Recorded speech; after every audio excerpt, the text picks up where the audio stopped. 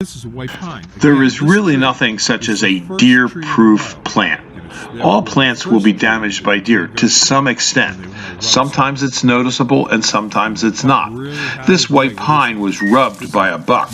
White pine don't normally get eaten by a lot of deer, but they will rub it, especially when they're younger. At Highland Hill Farm, we have found that there's only a few ways that we can grow certain trees, and that is we have to make sure that the deer will not eat or rub them. And the only surefire way of doing that is to have an 8-foot high fence. We've put fencing up and it works. Spraying can help, but spraying you have to do on a regular and continuous basis. But a deer fence stays up and is fairly permanent for a long period of time. Periodically, deer do get into a fenced-in area, but if you have a good-sized fence, 8 foot or higher, and it's well kept, you'll keep most of the deer out, and then you'll be able to raise beautiful arborvitaes such as these. These are emerald green.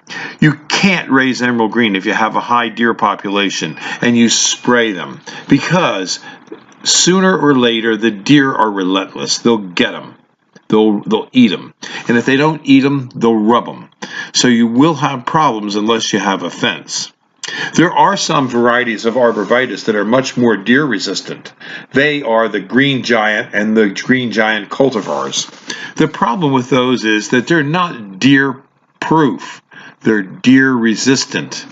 If you have 5 or 6 deer on your property every day, you need something that's deer proof, and that's called a fence.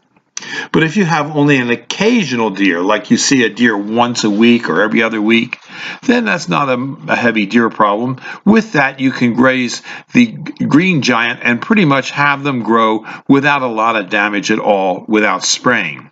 But if you have an occasional deer, like once every week or every month, then emerald greens could only work if you spray them. And you want to start off with a large enough size emerald green that it doesn't get buck rubbed. If you have any questions about what you can plant, and if you have a lot of deer, give us a call at Highland Hill Farm. We'd be glad to discuss your deer problem and how to mitigate it with nursery stock, fencing, spraying, and other means of keeping deer from destroying your trees and shrubs. This is Bill at Highland Hill Farm. Hope you enjoy this video and please subscribe.